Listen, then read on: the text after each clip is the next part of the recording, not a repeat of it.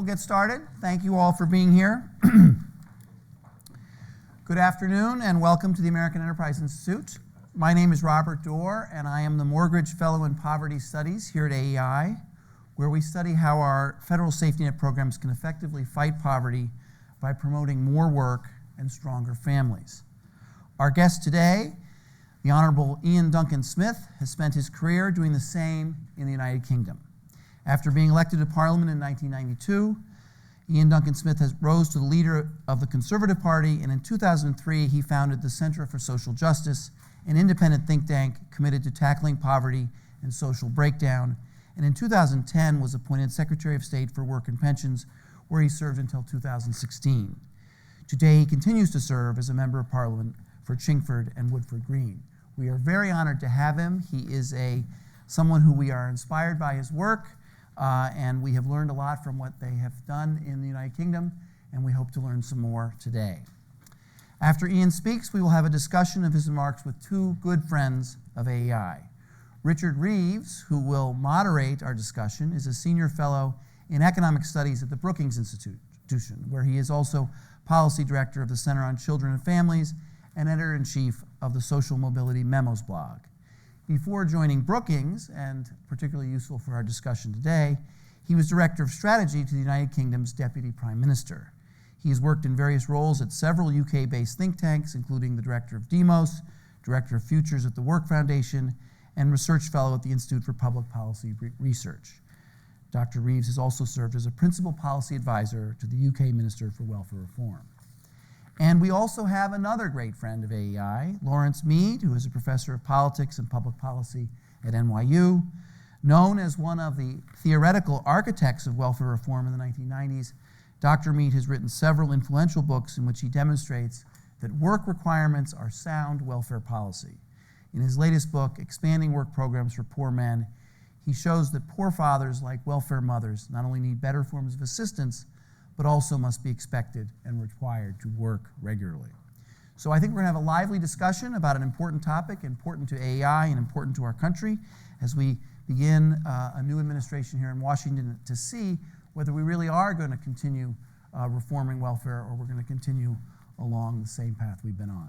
So, Mr. Smith, you're up. Thank you.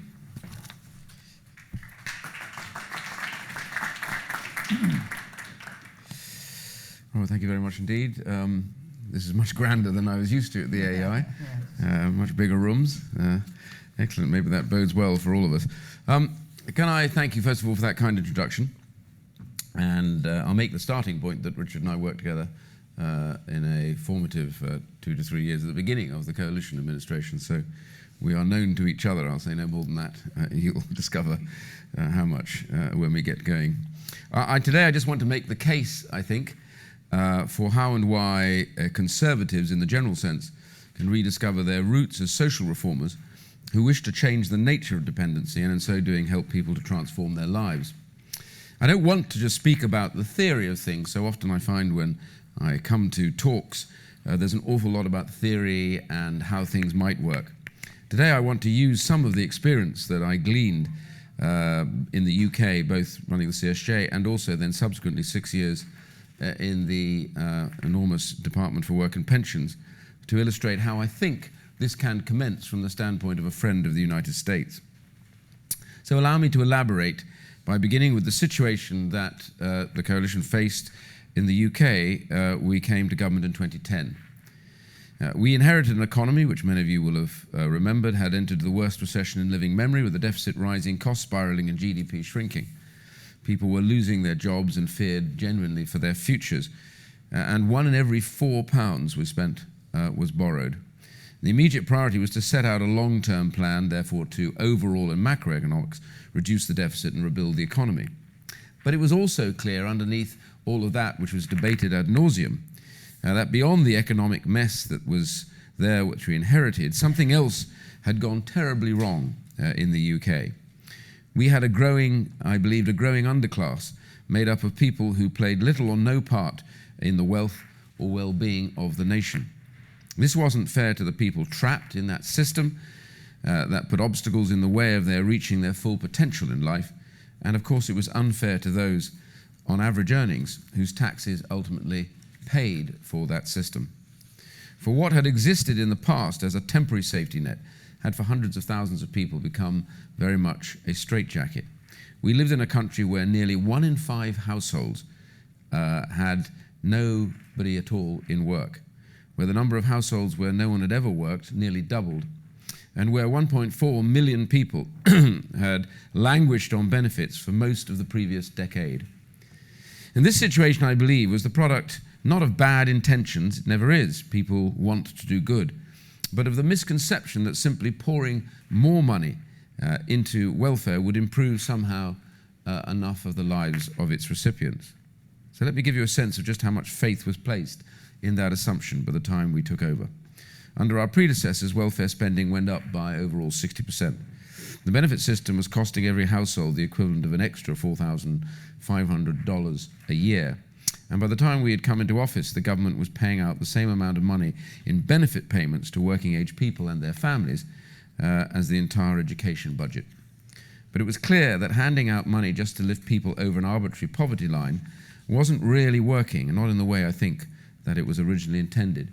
For even throughout the years of unprecedented growth before the crash of 2008, more than 1 million people had remained stubbornly on incapacity benefits for a decade or more. That is our version of the sickness benefit. And over 4 million had been abandoned essentially to out-of-work benefits with little support or incentive ever to make the transition from their lives as they were into work. A perverse incentive arises when work appears financially less advantageous than staying on benefits, both financially through the high marginal deduction rates, but even more likely because unable to understand whether you are better or worse off, you thus conclude that you are not better off, and therefore you stay as you are. And the system I inherited was so complex that you needed almost a maths degree to figure it out. Some benefits were withdrawn at 100%, some at 65%, others at different percentages. Some were withdrawn as you went into work gross, some were withdrawn net. When you couple that with what a younger person with being part of a dysfunctional family, so somebody who starts out life not coming from a family that gives them any kind of sense of instruction or concept of how a stable life lives, when you couple all of that with a young person from such a family where no one worked, going and trying to go into work, small wonder that life without work had for so many simply become the norm. It was just too difficult. In fact, it's fair to say that when seen from the eyes of the welfare recipient, work was an illogical choice. Work was something that other people did. Now, good intentions or not, it has long been my belief that there is nothing laudable about handing out money if in doing so it simply brands people as incapable or stops them from reaping the benefits of work. Of course, in the most severe and complex cases of sickness and disability, it is absolutely right that welfare should support those individuals to live their lives in the most normal way that they possibly can. And likewise, when people fall into times of desperate hardship, the state, I believe, should be there to help them find their feet and get them through it. But here's the difference. Even then, it must be about more than sustainment alone. It should be, in essence, about a journey, helping people to take greater control over their lives, in other words, from dependence to independence. For work is more than just the money.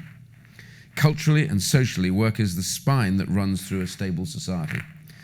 Not only is it the best way to increase your earnings, but it provides purpose, responsibility, and dignity. It offers role models for children, and it builds community spirit.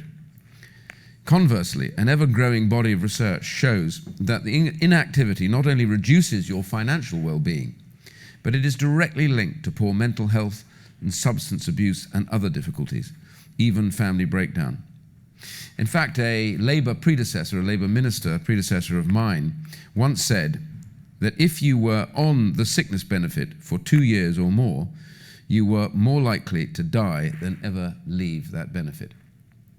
Fundamentally, as Benjamin Franklin once observed, it is the working man that is the happy man, and the idle man who is the miserable man.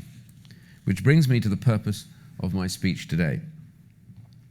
The pursuit of happiness, as in your own constitution, in its original context, I believe, meant something far more profound than the accumulation of material possessions or just having a good time.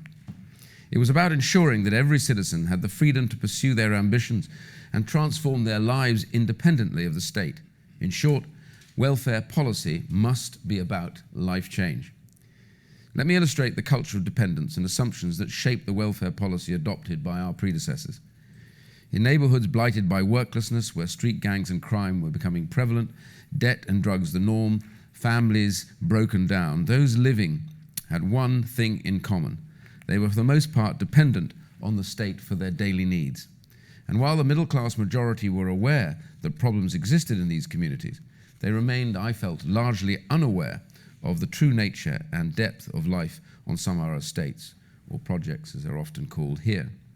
Until even just a few years ago, the social breakdown remained largely out of sight, meaning that people were shocked when some TV shows, for entertainment purposes, has to be said, exposed the grim day-to-day realities for people who, though living nearby, sometimes literally within a mile from those who were watching the TV, lived entirely different lives unknown to them. In both British estates and I think also American ones, problems have been too often ghettoized as though they were in a different country. Compounding this on both sides of the Atlantic, I believe, is the way that personal human struggle of poverty have been framed in unforgiving clinical language and by impersonal economic thinking, too often by many of us. And those of the left remain obsessed with the poverty line. Their logic follows that by raising an individual's income above an abstract line, that individual has been lifted out of poverty and can therefore be tallied off as an effective intervention, a welfare success story. What they, of course, fail to realize is that replacing someone's wages by the state will never substitute for a loving parent, an inspirational teacher, or a hard-earned paycheck. For the focus is laid almost exclusively on inputs rather than outcomes. Take the example, for example, of child poverty. From 2003 to 2010, welfare spending on tax credits, a wage supplement for those in work but on very low incomes, increased by 335%, reaching 171 billion. In fact, that was where most of the spending went. 70% of that number went on tax credits specifically for workers with children. And yet, for all the fanfare and catchy media headlines, by their own measure, by the time they left office, the Labour government had exhausted all this money just literally to keep the poverty line flat, and it was rising as they left. Yet the key question, which seemed less important than the inventory of action, was simply, did any of their lives really change? Did the trajectory of their future prospects improve through their own actions? Let's take the illustration of a family with an out-of-work, drug-addicted parent. The money they received for that family would have taken them, according to the figures, above the poverty line. Yet in reality, when you examine that family, that money was more than likely to have been spent on drugs. And so the children would have continued to live as before, or possibly even worse. There is no life change in that family. But what was worrying is that target would have showed it as a success. And here is the problem.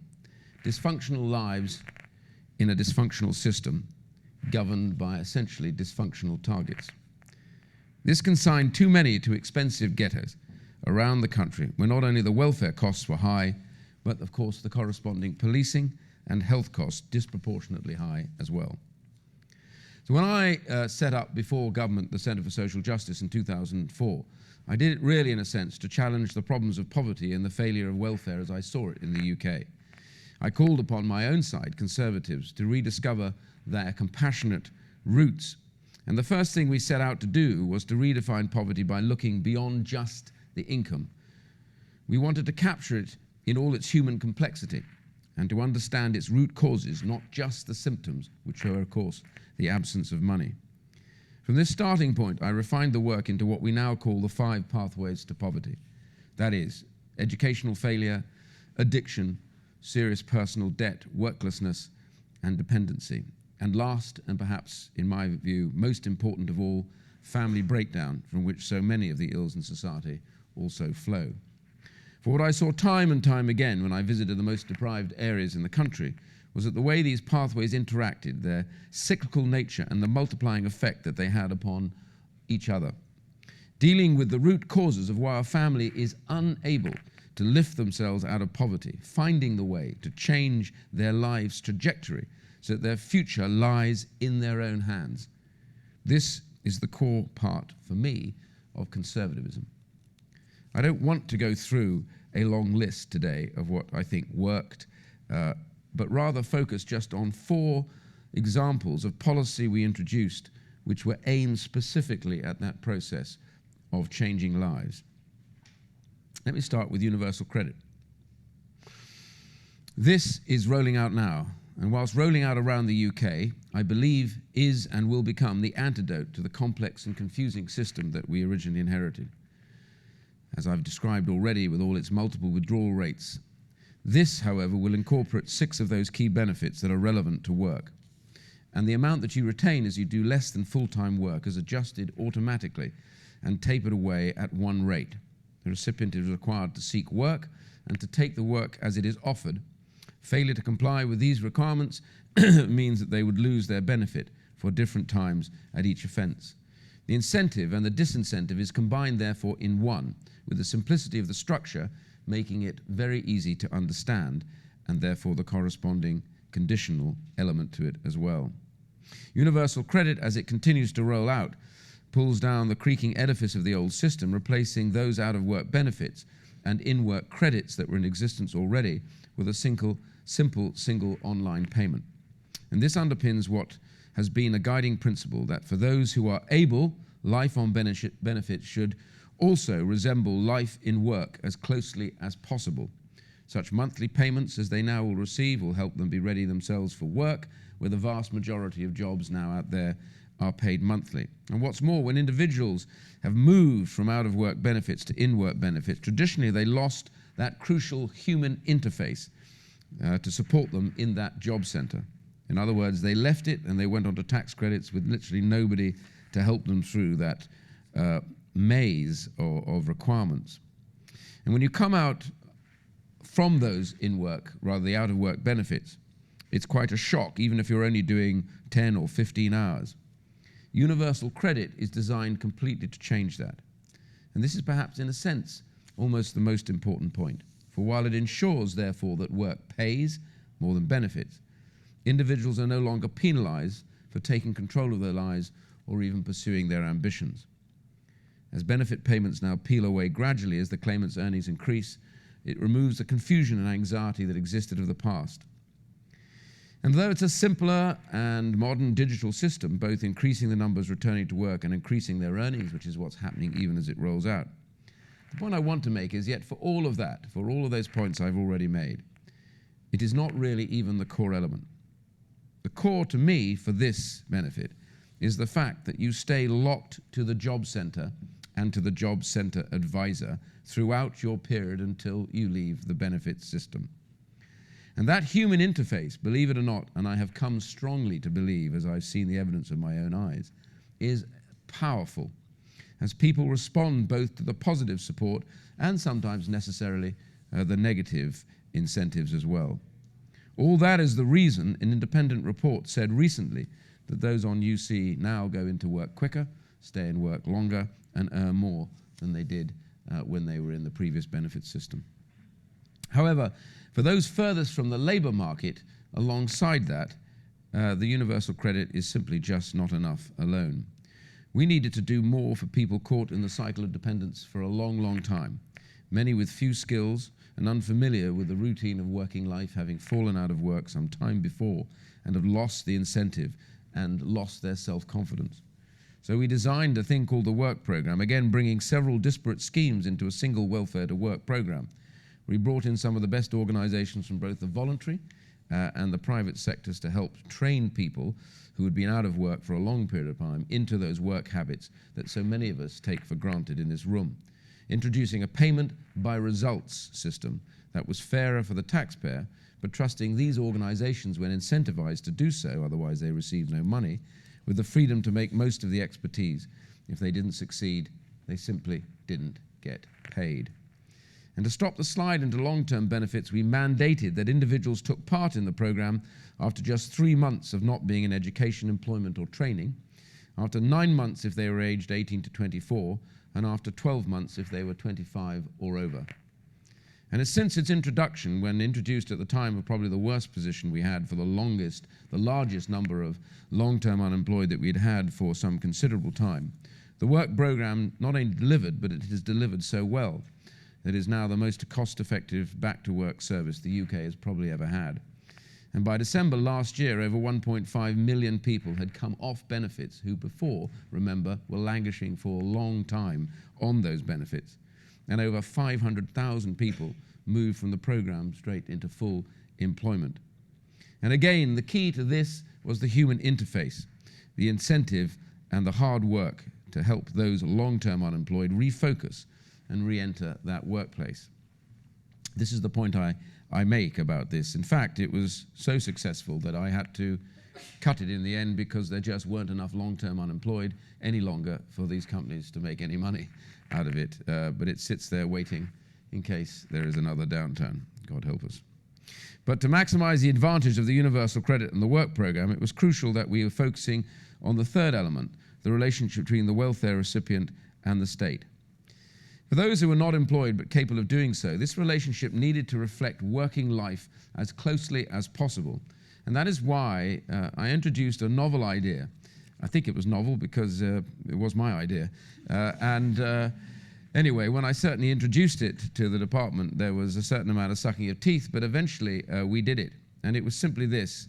It was a new system, the claimant commitment. This was a very, very simple device. It really comes from the old concept of the nudge factor. It was designed, I felt, to mirror a contract of employment. In other words, when the person who was out of work came in to the job centre, I felt we needed to get them back and going almost immediately, to focus on their personal commitment to their search for work. The document, up until then, they signed on for the benefit, and then they sat in there and discussed what the prospects were and what they had to do. This document changed that. It had all the job centres would do, would have their commitment to support them on one side, and then a set of actions that they would commit to seek work, such as CVs, resumes, or whatever that they needed to do, and any small courses that they might immediately need to attend to sort out their interview technique or whatever it was. Very small, short-term stuff. And then the third section of the two made it explicitly clear what would happen if they failed to comply with their obligations. And these would be financial sanctions, withdrawal of benefit. But it was clear and it was explicit. And at the end of that document, they signed on, and so did the job centre. Both signed that piece of paper. So right from the start, job seekers signing on to that claimant commitment at the job centre now understand that their responsibilities are very clear for them to see, as they also understand the job centre's obligations to them exist clearly on that contract, as you would in a contract of work. And they also understand, therefore, the sanctions they will face if they fail to meet these requirements. It's there. They have a copy of it. They are asked to refer to it every time they transgress by the job centre staff. And we empowered, intriguingly, job centre staff with the ability to manage both their claimants' benefit payments and their sanctions, so that work coaches could personalize their approach for each individual walking through the door, allowing them to focus on the less motivated and more difficult. Interestingly, staff themselves concocted a line from this, and they began to say to claimants that they weren't unemployed at all. Rather, they were employed, and that they were in work to find work. That was their job. You'll be astonished at the reaction it had and the motivating factor that the staff felt that it introduced into the system. It was also essential, following those other three, and for the fourth area, for us to introduce another level of fairness in the system. Taxpayers don't mind helping those in need. In fact, many of them do genuinely believe it is their duty. But they also want to know that people don't settle down to such payments, accruing more than they may see as fair to themselves and others who go out to work. To this end, we brought in a benefit cap, which is an overall cap to the amount of benefits that most people could actually earn even as they were accumulated. Before the cap, it was possible for people to receive, in some cases, and these are extreme cases, almost twice the average weekly wage from the various benefits that they might have claimed or been eligible for. This system was simply not fair, I felt, on hard-working taxpayers, paying out their money that they had earned legitimately to sustain others in lifestyles that they could barely even think of themselves at that stage affording. And so we capped the amount paid through the benefits to the average wage so that for these families would face the same choices about where they lived and what they could afford as everyone else. Importantly, we exempted those who went to work. And this is an important exemption, and I want to come back to that in a second. As a result, an independent evaluation later on showed that more people now look for work and entered work who had otherwise been affected by the cap. And one of the great motivating factors for them queuing up to do that was that they knew that once they were in work, they were no longer covered by the cap. So the motivation to get them into work, which is the first thing you need to do, starts that process legitimately. That, combined with the other three elements, started to turn and change their attitude to work. It's not just limiting the benefit, it's importantly recognizing there is a fairness to both sides of this equation. So all of these are just examples of ensuring the system focuses on life change. And I accept, as with all governments, there are difficulties and there still remain difficulties in ensuring the principles stick to. But I hope that these ideas illustrate what I'm trying to say and where I want to go to next.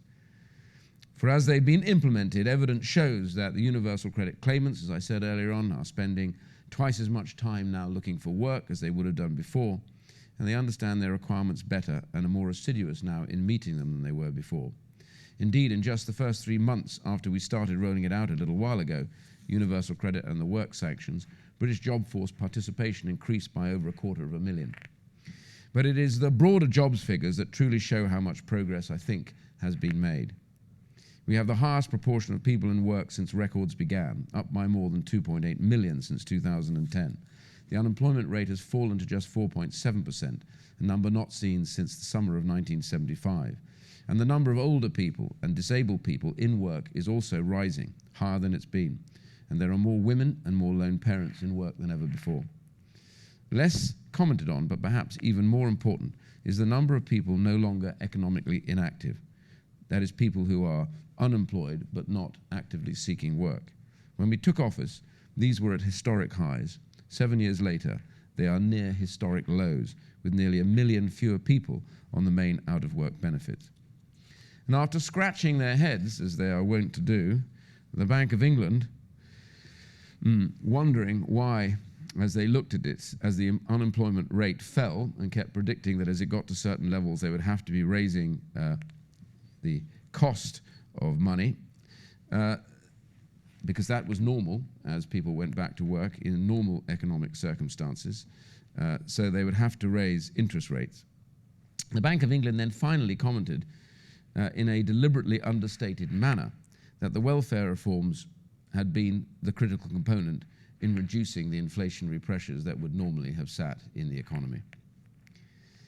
And the OECD followed by concurring, saying that the UK, quote, is a textbook case for the best practice on how good labour and product marketing can support growth and job creation. Now, I only raise all those points because there are many things that often don't work and many things that you might want to change and think about again. But the examples I gave you there are there to help drive a sense that it is possible, using the system, to actually ultimately set people free. So allow me then to contrast this as a friend with what I observe here in the United States at the moment. With the new president sworn in just 4 months ago, the similarities with what we inherited when we took office are striking. After years of gentle growth beginning in 2009, a smaller percentage of American males in their prime working years are working now than they were at the end of the Great Depression. I watched as the last administration lauded the fall in unemployment, which was of course welcome. However, I don't think measurements of unemployment of themselves tell you very much unless they're seen in the context of the proportion of those of working age in work. For example, in the UK, the proportion in work now is just under 75%, which is the highest it's ever been, and it's rising. Whereas here in the USA, I see The last quarter's figures show the proportion in work is just over 69%. To put this into context, if the job participation rate was the same level as it was in the year 2000 here in the USA, 10 million more Americans would now be in work. These, I would suggest, are your left behind, so crucial and discussed at the last election. And for those of a conservative and fiscal bent, let me point out that spending on welfare has also at the same time skyrocketed, having grown faster in the United States since the start of the 21st century than in any country in Europe, bar Ireland, Spain, and Portugal, and I understand now reaching 1 trillion a year. Now, I know that includes other elements which don't correspond to the UK, such as healthcare payments, but nonetheless, it is a faster spiralling of payments than I've seen here for some considerable time. The federal government funds an even more chaotic system, I think, of anti-poverty programs than the UK's old welfare system, with 126 separate programs, 72 of which are paying out cash or in-kind benefits. And adding to the complexity, these are managed over a spread of cabinet-level bureaucracies. Most worrying for me, as a conservative who believes in the vitality of employment, is that just 42% of welfare recipients here are engaged in work or work-related activities. Now, it should be said that some progress, of course, absolutely, was made originally in those reforms in the 1990s, from which we learned lessons and took inspiration as well for the beginnings of our reforms. The President Clinton's temporary assistance for needy families and the welfare to work programs in Tommy Thompson's Wisconsin, I'm a great admirer of Tommy Thompson's, are examples of where the drive to help people stand on their own 2 feet, independent of the state, have clearly been reflected in policy. But I would suggest that the conditionality for this sort of assistance has too often relied, I think, on cut-off points or time limits. While these vary from state to state, in more and more cases we are seeing exemptions and extensions and exceptions. After all this, when a recipient finally reaches the end of the limit, the state essentially, in so many cases, seems to say goodbye and then turn its back on them. Not only does this go against our instincts as compassionate conservatives to leave someone on their own without hope, for it is difficult to initiate life change if you don't continue to engage with someone able to help you see that way forward. For with the system in the UK, the state maintains and makes an absolute deliberate decision to do this, maintains a close and ongoing relationship with the benefit claimant through the job centre, and recipients are regularly engaged through the conditions they need to fulfil as part of that contract. Here, I believe, the lack of such conditionality has simply led to a surge in the claims made in other types of welfare. For example, the number of people receiving disability benefits in 2000 has increased by almost 60%, and spending has increased by 140%. In the same years, earned income tax credits have ballooned, and some 44 million people are now in receipt of food stamps.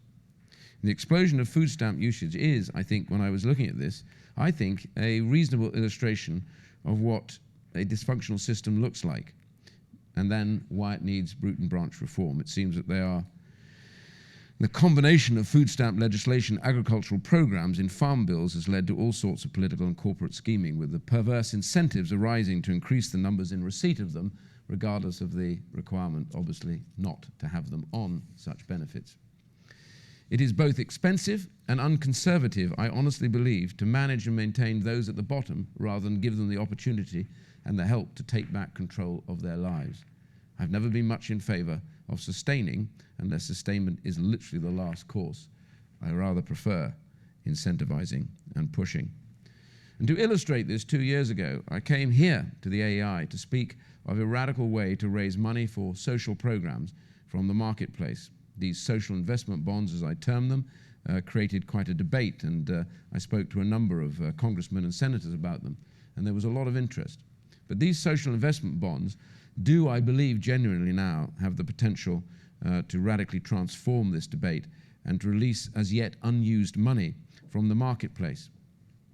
Since then, the debate about this has largely centred on the money and access to the money as new sources of money. Yet for me, that was only ever a tool. The real effect of this is the proposal was about social renewal, and perhaps most excitingly, bringing two ends of society back into contact with each other, perhaps for the first time in a generation, what I used to refer to as bringing the city to the inner city. People who invest in life change now want to see their money work and take a direct interest in the conditions of life of those in the poorest ends of society. That was the real point of this, more even than just the money. Bringing talent back to places where they both see each other and begin to realize that actually they're probably not that different, except for the start maybe they had in life. So in conclusion, let me finish by saying this. With a new administration, the United States, I think, has now a golden opportunity to give welfare reform that push that it so urgently needs. There is the potential to create a welfare system that recognizes with compassion the situation people find themselves in, but ensures also at the same time fairness to the taxpayer. One that is more conditional, less chaotic, and more dynamic. But above all, one that is about life change, enabling people to transform themselves and their families. After all, although I've dwelt on the problem of welfare spending, there are other side effects of dependency that cost taxpayers dear. For it is in the areas of greatest dependency that structured family life has all but collapsed, here and in the UK. That absence of structure has led to dysfunctional behaviour, scarring the lives of so many of the poorest. For although the middle classes worry most about crime, it is the poorest who suffer most through crime. And although the middle classes worry about the growth of violence, it is the poorest who suffer the greatest of the level of violences in our lives. And after all, even for a fiscal hawk, the equation is clear. If you want to know where the bulk of your police and judicial spending is going, it is in those same estates. And where some of the worst health outcomes exist, they are there in some of those estates. A friend who's now long gone once said to me that the inner city isn't a place, it is a state of mind, where those dependent, dysfunctional, and too often devoid of hope dwell. Surely, all that we do should be about changing that to ensure the hope and aspirations so resident in the rest of us are there for them too. We can be motivated by a generous sense of humanity, or we can be motivated by a sense that you can't run a modern economy when more and more of your citizens are dependent on the rest for their well-being. A conservative, of course, can be motivated by both. For as Adam Smith said, no society can surely be flourishing and happy, of which by the greater part of the numbers are poor and miserable. For me, the party of Wilberforce, Shaftesbury, and of course Lincoln have always understood the practical role of real compassion allied to life change. For the sake of those who have been left behind and the promises made during the election, perhaps now is the time to place that at the center of this administration's true purpose. Thank you.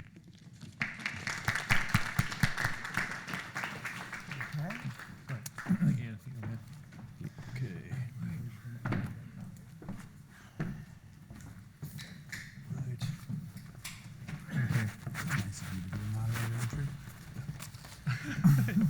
This is going to be fun.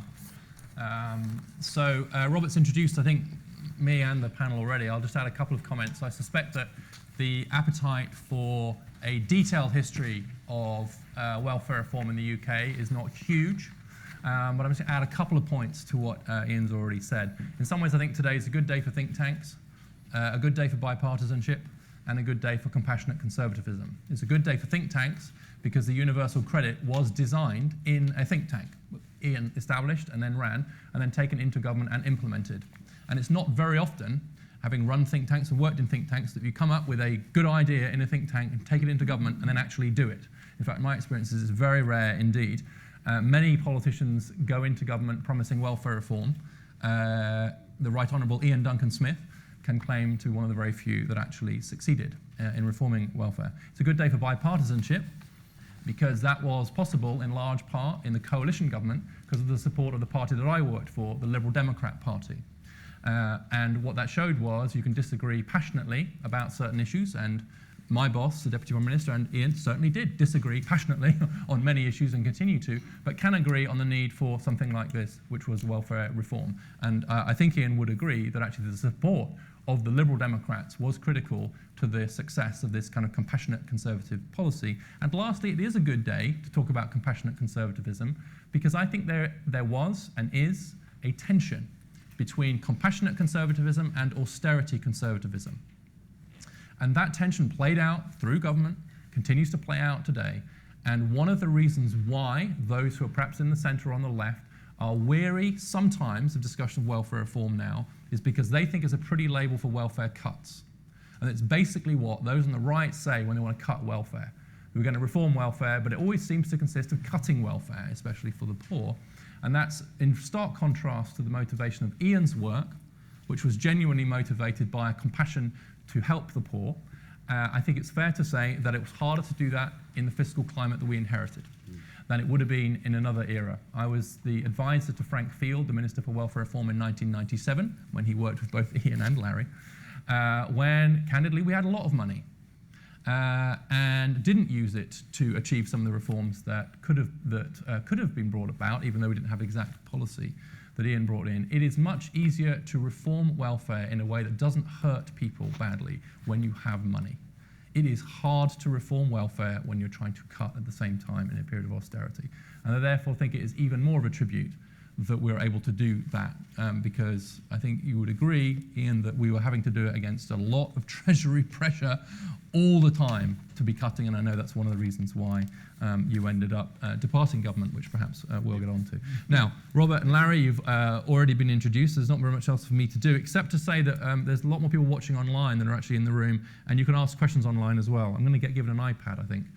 But if you go to slido.com, I'm talking to you, slido.com, and you enter the code AEI event, slido.com AEI event, and then your questions will magically appear on the iPad, which is going to magically appear in my hand very soon. Comments quickly from Larry and Robert, and then we're going to have some fun. Larry, you're first. I mean, no, we're going to have fun while they're talking as well. I didn't mean to say you're not going to have. Let me say I'm delighted to be here. It's great to see the Right Honourable Secretary yet again, and I have great respect for his achievements. Of his remarks, which were eloquent, what really stuck out for me was that important as the universal credit is, even more important is the administrative side of implementing that reform, such that the clients receive personal direction and assistance from case managers who are in a position to help them. That is what I've always thought, that actually welfare reform is about administration. That is the place where it really has to be achieved on the ground. You can set up the benefits in such a way, but in the end, you have to make it real to the clients on the ground. And they usually are not in possession of all the incentives and disincentives. They have to be told what the system means and help to do the thing that they know they should do. So I think really administration is where this comes out. Now, the other reaction I had is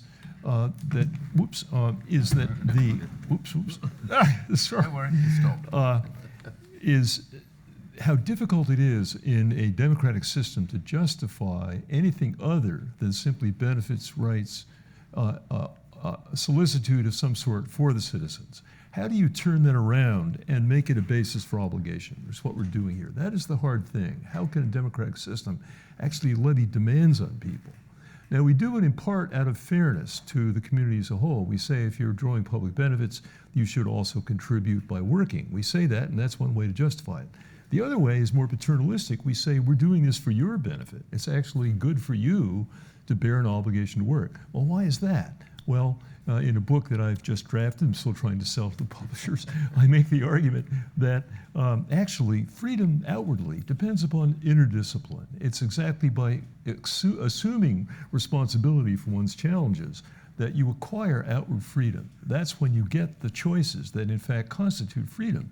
And if you don't make those choices, if you become someone who avoids work, then you are passing power to the environment. You will in fact be unfree precisely because you will be outwardly unfree because you do not accept inward obligation. So it's a choice. You can be either bound by your own obligations or bound by the outside world, one or the other. And we need to say to people, these responsibilities, like working, are crucial to living a free life.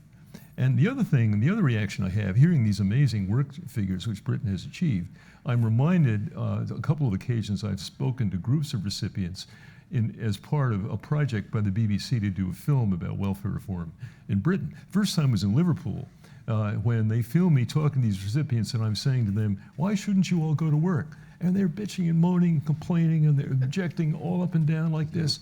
But I said to myself, they're actually showing some strength here. They are actually asserting themselves. And in fact, the whole problem is that they often do not assert themselves. And hearing this anger, I said to myself, you know, these are still visibly the people who stood up to the Germans in World War II and put a uniform on them, and they're ready to march on Berlin today, you know? And they came on as formidable. So sure, they may not like the idea at first, but maybe they respond with strength, and then you get a wholly different life. In some ways, our problem in America is that our recipients in general are not so assertive. They are more passive, more defeated, more depressed, more disadvantaged. They're more quiet, and that's a problem. We have to somehow engage them in the idea of going forward, and that means to assume these inner obligations. I totally agree that our current administration has a heavy agenda here, and certainly the people in this room are quite willing to help carry that agenda forward. So thank you very much. Okay. Thank you, Larry. I have just a couple remarks. The first is that to the extent to which your conservatism is a little different than some of the conservatism that exists in the United States, and a little bit echoes your remark. You believe in government. You believe in the details of government. You believe in job centers and managers and policy papers and sending messages and running an operation that holds the apparatus of government accountable for delivering results. There is an element of conservatives in the United States that doesn't like any of that, would really rather not deal with those details. That is a problem a conservative like me has trouble with. We have to overcome that in order to reform our welfare policies. We did in the post-1996 welfare reform, where really conservatives accepted government as an instrument for change. And we did similar to what you did in New York. We spent more time on the details of government, and we were more effective in getting people into work. So that's the first thing. The second thing is that you believe in a safety net. You believe in that we do have to provide a level of assistance to folks in the country who are desperately in need. Sometimes in the United States, I'm not so sure we even accept that. And we need to get our movement, I think, if we really want to change with this new administration, with this great opportunity we have to achieve both of those. An acceptance of government as an instrument of change and a belief that the safety net, we have to make peace with the safety net, as Arthur Brooks says. The second, third thing I want to say, and then I'll just finish with two more points, is that I'm absolutely in agreement with you that all forms of assistance should come with an expectation of moving toward employment or engaging in activity that mirrors the rigor of work. That's what we did in New York when we required people to show up at a certain place at a certain time for a number of hours, so they understood this is part of the deal. What we have in the United States is we have a program that does that, the Temporary Assistance for Needy Families program, and we have many programs that don't do that, including the Medicaid program, the food stamp program, and the housing program. And over the last 10 years, we have invested in those which are entitlements and rights-based programs that are not allowed to impose a reciprocal responsibility on the recipient. And as a result, we have got, I think, something that looks like what you had in the UK when you came into government. We have a lot of people out of work and out of the labor force, and that is why your labor force participation has risen and ours has gone backwards, because we have rewarded and supported non-work. So I think it's important to understand that those particular programs, the provision of food assistance, the food stamp program, which you mentioned, the provision of Medicaid without any kind of expectation of work. And there's one more thing about this requirement issue. The requirement he's talking about is not just the requirement on the recipient or the applicant. That's part of it. It's also a requirement on the agency to pay attention to this, to ask, why are you not working? Can I help you get into work? And I will tell you that the policy of the previous administration was that that mere question in these programs was out of bounds, because that's not what you do. You provide assistance as rapidly as possible and move on. And I think I agree with you that that's the kind of change that we need. The last 2 points is, like a lot of us here in the United States, you talk about family, but we don't know that we do much about it. And I'd like to hear more about the extent to which lone parenting has either declined or not declined as you changed welfare policy. And what more can we do to promote marriage and to say to young people that children just do better when they're raised in households with two parents actively involved in their life. I think we know and we recognize that's accepted wisdom, that we will do better in helping poor families if we get stronger families where both parents are actively involved, usually in marriage. But I don't know that we've done enough to actually make that a reality. And finally,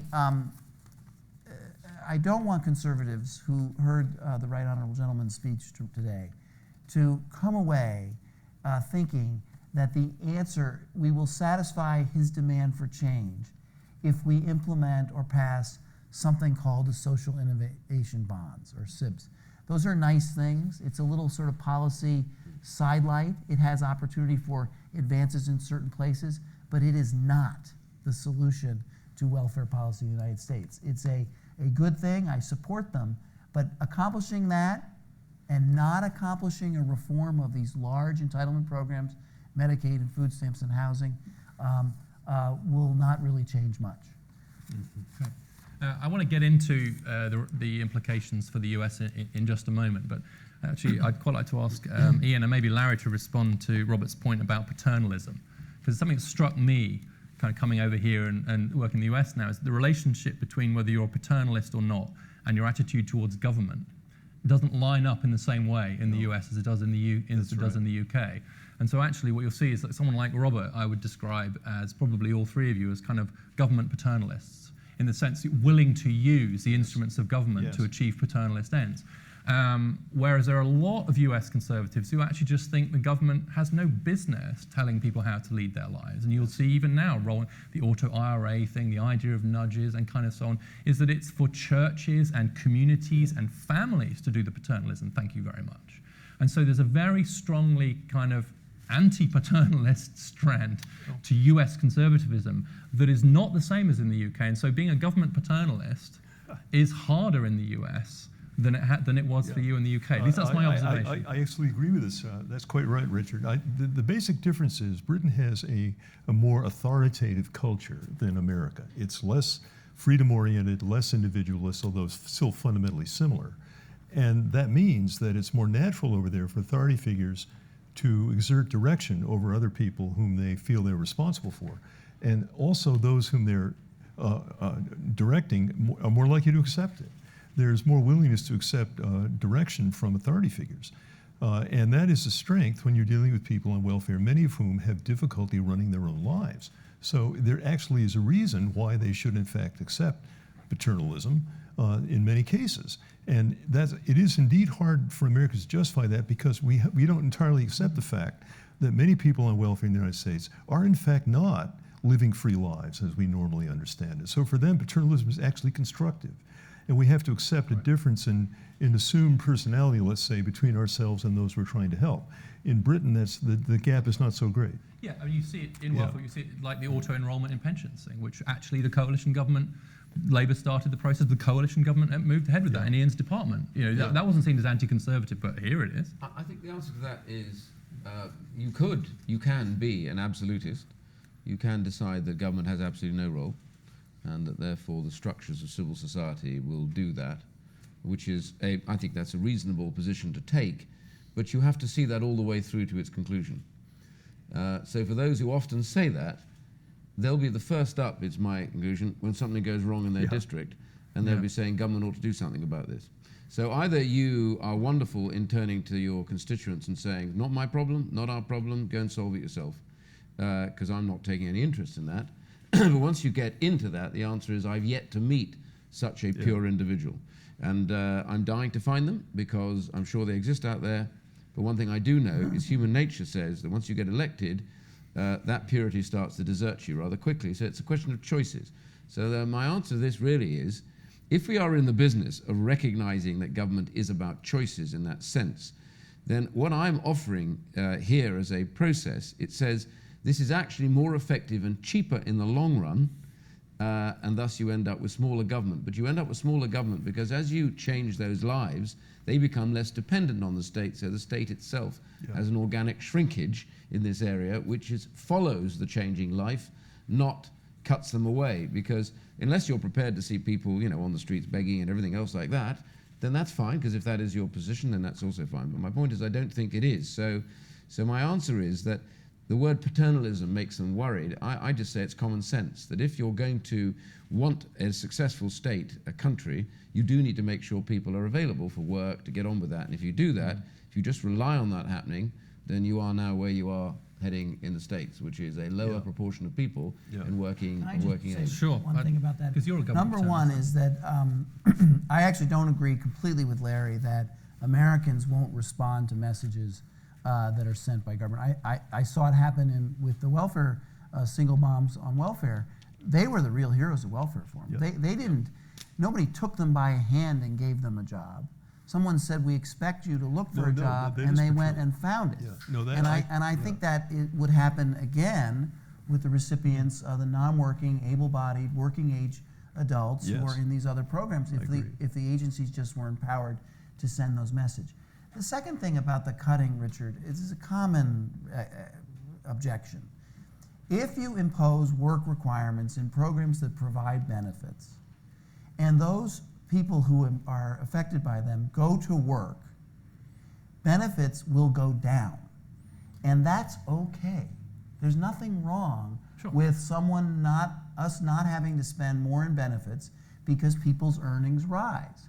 And my view is that somehow or another, when we impose work requirements and we adequately budget them or schedule the cost of them, and we see that more work will mean less transfer payments, we get accused of a secret cut.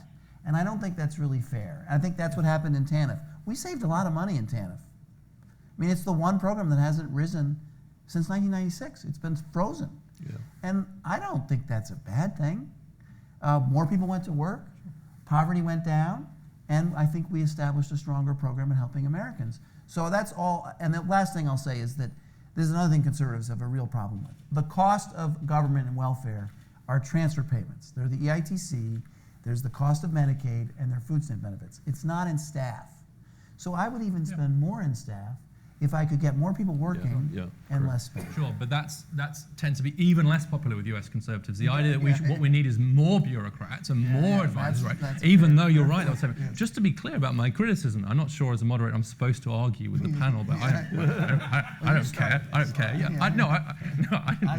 you started it. Yeah. The distinction between austerity conservatism and compassionate conservatism, as I meant it, is if you're a compassionate conservative, you reform welfare, and as a result of reforming welfare, people move off welfare and into work, and that saves you money. An austerity conservative is someone who says, I'm going to reform welfare, and just cuts everything, and maybe hopes that it results in kind of more work. But it is a question, and I'm not saying you can't do a bit of both, and then actually, but I've seen it close hand, where Iain was trying to reform welfare with a constant battle where they're bringing down his baseline budget all the time. And it's really hard to reform welfare in a way that makes work pay when the Treasury is bringing your baseline down all the time because they're on an austerity kick. That's what I meant. The only thing is that if you do agree that if you impose a reform to a program that leads to more earnings and less need for benefits will go down. No one's going to disagree with that. Well, it's actually, there are people that... Well, if you don't mind, let's move on to Ian's criticism of the US system, because we can't, obviously, it's a dysfunctional system that needs root and branch reform, I assume, along the lines that the UK did. Larry and or Robert, it's dysfunctional and needs root and branch reform. The main thing that we need to do is to strengthen work requirements in the programs that do not have them now, especially food stamps or SNAP. And I would also say housing, perhaps Medicaid. These things are all areas where we have people claiming benefits who could be employed. And if they were employed, they'd be better off, and the government would also be better off. So that's certainly something we need to do.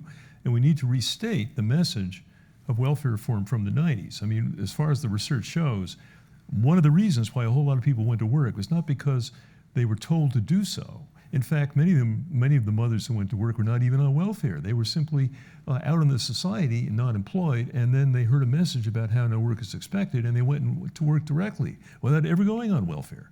So the really powerful effect of welfare reform was in what we call diversion effects, where people were diverted from welfare by a message about work. So the goal of reforming, the achievement, was very definitely beyond just welfare itself. And now we hope that we need to do that with men, especially men who are not working, men who are claiming benefits like disability when they're not actually unable to work, unemployment benefits, and so on. We need to somehow generate a similar movement. And how to do that is the great question. Part of the remark that you just quoted that I have a little problem with is the root and branch part. Not because it may not be the right advice, but because politically it's impractical in the United States. I happen to think that absent a collapsing of all the programs into one universal credit, doing away with all of the congressional authorship and ownership of the various programs, might be a beautiful, nice thing, but I don't see it happening. And so in my contrast would be, we need to bring work requirements to the existing safety net programs in an aggressive way. And in doing that, we may achieve the same result as the sort of glorious universal credit system that lots of people in America are talking about, is bringing it all into a kind of a unified wage subsidy. Yeah. And the last thing, sorry, is this you know, the health in the UK versus welfare in the United States is a big difference. I mean, Medicaid is very much part of our safety net for the poor. In your case, your health services are not. And I think we can't forget that. Yeah, I just want to make one comment. Most Americans don't understand how extremely centralized government is in Britain, such that there can be a minister like our speaker who really had control with a couple of other ministers maybe of the whole thing. It was possible to have a coherent design and redesign, whereas our system is much more dispersed, and we don't therefore have an overall structure in the same way. And that reflects the pluralism of the whole system. Yeah, I was going to ask Iain to comment on that because actually there's a comment here coming in on this which is relevant to this. It's from Anonymous, which makes it sound like it's going to be a very exciting question. And it says, what role should the federal government versus state governments play in welfare policy? Just a note, if it's that questions like that, you don't need to be anonymous. But I think there's another difference, which is this centralizing, decentralizing tendencies to it. So part of the systems are different, but there's also different in the politics here. So universal credit was quite centralizing in many ways. You had to bring in it's a big IT system. And I think one of the advantages of it was that it centralized housing, sort of centralized housing benefit, which was otherwise being done more locally and so on. But overall, it was a centralizing measure, whereas the political gravity here, particularly on the right, is absolutely the other way around. It's absolutely not about bringing more data and more power into federal government in particular. It's about pushing it down and doing so. That's a kind of, I think, a tension potentially in your argument about them following the path. Is that my view about it is it actually isn't quite as different as we think. Yes, we were able to do that because the systems were slightly more centralized, but the design of this is eventually to be decentralized. We have to centralize. Exactly right. So my point was we already had a centralized and dysfunctional system, so it was gathering that all together, making it more functional, and now you're in the position, once it's fully rolled out, that, for example, it would be feasible to have Scotland could run its own version of it, and Wales and Northern Ireland and possibly regions. So my point is, eventually going down the road, it'll be ultimately flexible to go back out again. So I know it's different here, and I fully recognize that the US, where states' rights and the system of the states has always been the key. After all, we fought a war over that very simple principle. But that notwithstanding, you also have a complex federal system, and that's my point. I'm really looking at the federal end of it, recognizing the states would carry on doing their own thing to a degree, although it is feasible for them to make it more tidier and more focused. But the point that Robert was making was really where I was interested in, which is, there is no work imperative placed in so many of these federal areas. And it was interesting that we actually copied the job center from the United States, because ours used to have these great metal grills, and people would come and sign on, and then they'd get all angry and try and kill the person on the other side of the grill. And suddenly they came over here and said, oh, actually, you sit in rooms with people, that seems to diffuse the tension. So we opened all the job centers up and designed them like this. The only difference was Our people have to come to the job centre because that's how they get their benefit. Yours don't have to go to job centres at all, but you do already have a bureaucracy here that actually sits here trying to help people get to work. It's just that the people that most need it are the least likely to go there, whereas the people who probably least need it are actually there. And what I did eventually, I said in a practical sense, my point about human interface, I said actually, and this is where I had my biggest rows with the Treasury, I don't think time well spent for job advisors is time spent with somebody who has fallen out of work for more than a very simple period, because they're motivated. What they need is a little bit of help and assistance to focus them, but after that they'll get on, they'll apply for jobs, they'll get back into work. Most people get back into work within 6 to 9 months. It's the others that you need to focus on early on. You need to select those. Then that's where you earn your money. Now you spend time with them and really work with them to get them right and ready and back into work. Now, my question therefore is to those who don't believe in any of that, what are you going to do with those characters? What are you going to do with the ones least likely to go to work unless they get some assistance? Who is going to assist them? And actually, eventually they're going to collapse into your sickness benefits and all the others. So they're going to cost you a lot more money because they'll never go to work after that. And the chances, as I said, of somebody being on benefit for 2 years of a sickness benefit is more likely to die than ever go back to work. Now that's a lifetime cost for you. Thank you very much indeed. They're going to get worse too, by the way, anyone's watching this. If they go in with depression, they'll have anxiety within short fuse, they'll probably get physical ailments. You know, what happens is you can sign them to a dead life after that of difficulty, whereas if you get to them early enough, you can change their lives. That's where the saving I was talking about, which is why sometimes state can help enormously to save money on the state. Yeah, I can imagine that a particular state might take a universal credit. As you say, it could go out to Scotland now. You can imagine a Wisconsin universal credit. One more question on the design, which I think does overlap a bit with debates here, which is on the shift to a monthly payment. And some of the kind of controversy there was about how often and there still is. Can you talk a bit about that? Yeah, well, it still is, because I took that decision. There are two elements I said. The first is we'd go to monthly payments because... Tell people what it was like. Well, before it was 2 weekly payments. So you fell unemployed, you were on a monthly wage. I said, why do we set up a system so it helps, it's set around the least functional, when the vast majority briefly in contact with it are completely functional. So we make them go from monthly payment with all their obligations to a 2 weekly payment. Why don't we say monthly for most of you, and then make exception for those who have the exceptions. In other words, now you can be notified. So if somebody has a problem with paying their money, their debts, and etc. like that, they have a functional problem, then what you do is you say, I ask for them to be paid fortnightly, but in the meantime, we will then say, okay, what are you going to do about sorting their lives out? So now, using that system, we say, what's the program to get their debt sorted? What's the program to educate them about how they run their money? All those sort of things. So now you identify the people in difficulty and start to put programs of change around them, which is really critical to how it works, this human interface. The second part, I said, really important for us to move from a system where I paid housing benefit to people just to the housing authority, you know, the housing association or the local authority that had housing. So all they had to do was sit and collect the check from me. So the individual in the house had no control over their money. So what I said was that this doesn't make any sense to me because it makes for a lazy public body. They don't do anything about the people living in their home. They don't care whether they're in work or out of work, whether they're dysfunctional, whether they're beating each other up at night, until finally they have to kick them out of the house. So what I said is, no, I'm going to give them the money. And now you have to collect it from them. Right. They went completely bonkers over that. Because all of a sudden their 5-star rating goes to 0 because now they have to secure their money. And I said, okay, well, if you can identify the dysfunctional family, the difficult family, then we will pay you the money direct. But again, you have to tell me what you're going to do to make them functional.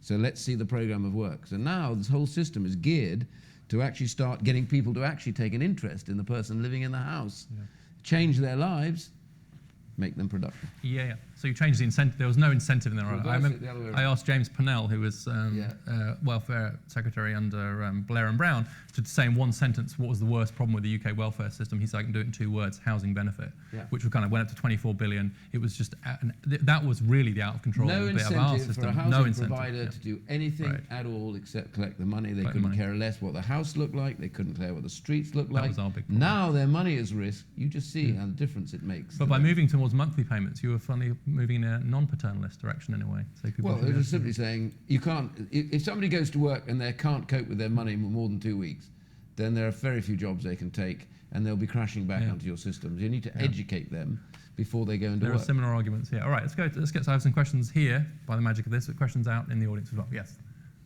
So a microphone's rushing to you right now, just so that partly so that people who are watching online can. Well, thank you for your talk. Can you tell us who you are, if possible?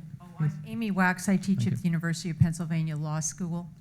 And I thank you for your talk. I had one concern listening to it, and this is really a matter of tone and emphasis, which is you kind of led with the personal advantages, the personal improvements to the people who are being helped from going to work and getting their lives in order. And that makes me a little uneasy just because we're talking about low-wage work here. We're talking about some very arduous jobs. And the fact is that Joe's jobs are hard. They're not always pleasant. Sometimes they're kind of grim. The day in, day out of sticking with those jobs is very difficult. I'm not saying there aren't benefits, but I worry about the emphasis. And I wonder whether there is a big problem here looming, which is just this erosion of the stigma surrounding freeloading. Larry talked about obligation. I think that there are mixed messages being sent to people in society generally about the parasitism of depending on other people. I'm old enough to remember when there was a tremendous stigma attached to male idleness, when it was almost unthinkable. And I'm just wondering if you could comment on that. I think there are progressive forces in society, and they've sort of bled into conservative communities that shy away from just overtly making negative judgments about people depending on others. Do you mind if we take a couple? Is that all right? And I'll treat it. Yeah, let's go next to you there. Let's get Len as well. Yeah, Bob Lerman from Urban Institute. So a couple of things. First, the big advantage is you don't have the executive and then Congress. Yeah. Maybe we'll have that after the end of this week. But mostly in the U.S., I would say the conversation, once welfare reform became less of an issue in terms of the AFDC program itself and the TANF program, the whole discussion about dependency kind of went down. There was far less discussion about it. That doesn't mean it was eliminated, but it was far less discussion about it. And the discussion came about to work supplements.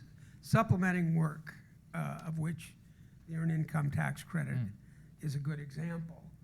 So I think that a lot of the discussion today is about, how can we improve jobs and that sort of thing.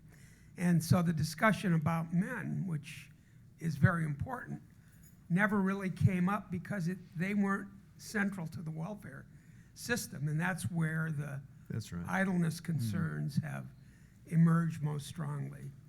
The second thing, just quick, is the issue of the states that it's already been mentioned. It does seem to me that enterprising states can do something in this regard, especially with what Larry and Robert have both talked about, with regard to the administration and the capabilities of people to help. Not every job center person is that good at helping people get back to jobs. So the quality, improving the quality of that could certainly be a state's function. And finally, this issue of what do you do with people who are just coming in short-term versus long-term? Well, in our unemployment insurance system, we've had a system, maybe they abandoned it, called profiling, where they actually do a regression equation to predict when you come in how long you're going to stay. And if we predict that you're going to stay a very long time, we put in a lot of requirements, we focus on what you're really doing, and provide that sort of thing. And if you're predicted to be able to go back quickly, we don't.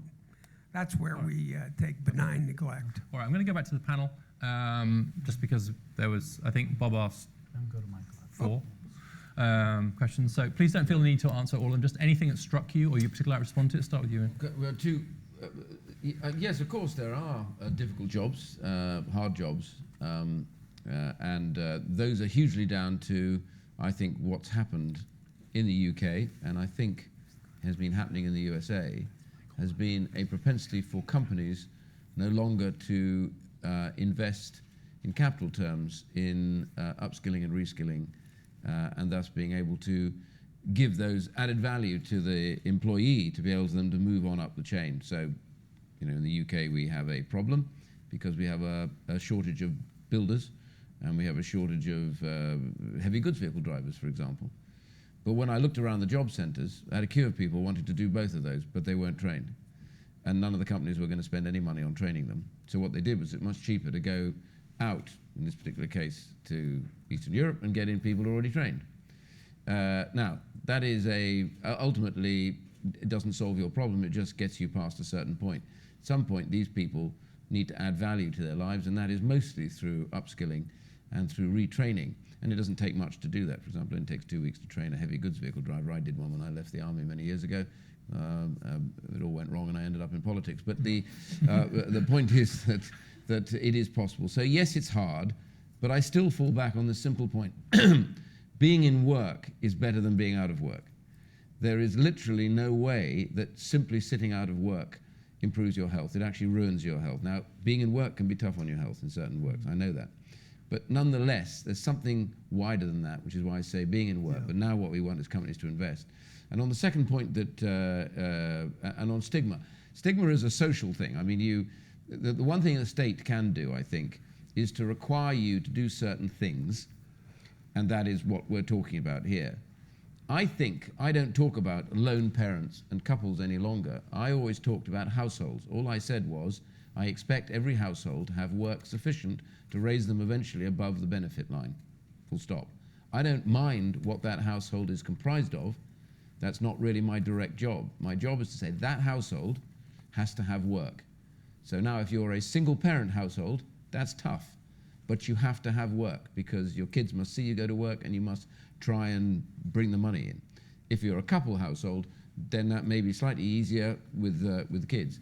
But the point that's happening, and we found in there, is that bit by bit, what's happening is there is a movement on the ground of then parents saying, hold on a second, if I've got to do this, then you have got to start getting more involved in this. You can't just be wafting around because the state has actually paid them not to have that individual in the house because it's more expensive to have the workless man in the house than it is to have no man in the house officially and be a lone parent.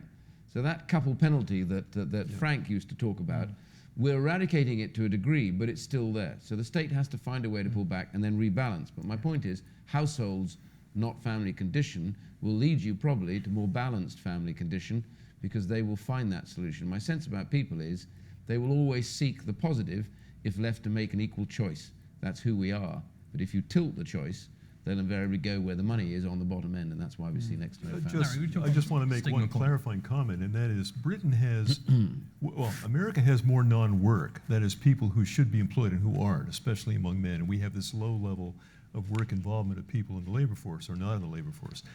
Britain, however, has more actual dependency on government because their welfare system does in fact cover many more people than ours does. Our system is limited to certain benefits in certain groups. It isn't a comprehensive system. So the problem of large-scale benefit dependency is actually greater in Britain. And that's, I think, one reason why it's had more priority in their reformism than in ours. So we focused on the TANF program. That got a lot of attention. We drove that one down enormously.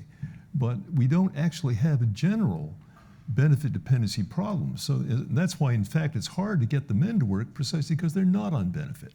Many of those people have to be obligated some other way. So we're talking about using the child support system, for example, in order to get a grip on these guys. Well, Britain doesn't have the same problem getting a grip on these guys because they are on benefit. I think the stigma issue that you raise is a good one, but I also think there's another part of our culture that is rights focused as opposed to responsibility focused. And so these various programs are viewed as rights as opposed to something in which there's a reciprocal responsibility. And that's an issue. I happen to think there are some things that are rights, and we ought to defend and support as rights, but I'm not so sure that public assistance is in all cases that. And then on the work supplements, Bob, the American people believe that it's okay by big numbers to require work in return for assistance. And the Democrats know that. And so they sold a lot of programs as work supports or work supplements. I did too. And that's the SNAP program, that's the ITC, that's public health insurance, that's child care, that's housing. But as we sold them, we didn't keep an eye on actually how they were being implemented. And as a result, we found a lot of people were receiving them and not working. And we weren't paying.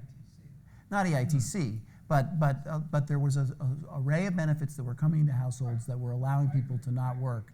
And we just have to get that back under control. I have to, Michael, I'm going to come to you. I think one point, I think it's just a point rather than a question, which is that the way we have to be careful about the way we use dependency in these conversations. And I think that Iain's earlier work made it pretty clear that someone who is in receipt of government assistance at a particular moment in time is not necessarily welfare dependent. They are using the safety net for what it's for, which is to keep them safe in a difficult period. Iain's work is about, earlier work was particularly about the people who are really locked into poor neighborhoods and actually they're so distant from the labor market that the word dependency. Correct. So I just think we need to be very careful not to just look at a number of people and say, oh, look at all those welfare dependents, because actually a lot of them are just using the system in the way that they're supposed to. So it's a qualitative as much as a quantitative issue, I think, dependency. Okay. I agree with that. Michael. Just two quick comments. The first one is, There's a mic. You've got to use the mic. Sorry. I'm Michael Wiseman from George Washington University. Two quick comments. One was I was really intrigued by the early discussion of the compassion versus austerity conservatism, and then the additional dimension that came out about how do you feel about government, government as an instrument of some of these intentions. One of the interesting things in the current discussion is the frequency of people promoting employment requirements, work requirements, without acknowledgement of the administrative task of creating the apparatus necessary for honest delivery of a work requirement. And one of the interesting things about, one of the many interesting things about what was accomplished in the UK, and you alluded to it, was how long it took to build the infrastructure that you relied on in your efforts, the Job Center Plus infrastructure, to actually the administrative structure to deliver this. You owe a great debt to Alistair Darling for the assembly. So one looks for in the American discussion, isn't it true, we need to look for the kind of a mode of investment that will both produce the experience that you then build on and recognize the reality of the difficulty of doing what's talked about so flippantly. Okay, I'm going to add a question that's come online, which is relevant to this point about conditionality. So one is, I think Michael's question is that particularly the kind of customized conditionality that the universal credit has, very different if you've got a child under 1, child 1 to 5. It's almost like you're moving towards like almost an individual contract model with the advisor to say, look, so it's highly customized, therefore highly intensive in terms of the infrastructure that you need. And it'll get more intensive if you add more. So someone's asked, should we add other things to the conditionality? Should we add drug tests? Should we say if you can't work, you should prove you're doing community service, etc.? So in a way, making it even more complicated would be the kind of suggestion if you're adding on. But I think the main question is this point about it's expensive to do conditionality in the way that we're doing it in the UK now, right? Yeah, conditionality, let me tell you. Expensive up front. Yeah, conditionality, as you'll remember, is still a sharp-edged point. I mean, I have had plenty of people not happy and accuse me constantly of, hurting people because apparently job centre staff will set targets to achieve more people condition, which, by the way, has never been true. But if you believe it hard enough, everything becomes true. Sometimes I think from my colleagues on the extreme left. That's certainly true in the US now. Yeah. But the conditionality point was accepted actually, funnily enough, by both parties. It's just that one of them has now completely forgotten it ever had anything to do with this, and therefore we're just all evil people that do this. But the reality is, conditionality was built up over a period of time. It's just that we've refined it much more, focused it, and it's important because it isn't there because the vast majority of people are not are never, conditionality is not used on them at all. Sometimes just you know where you're going. You do this, if you don't do this, you know what's going to happen next, don't you? I'm going to have to take your benefits off you.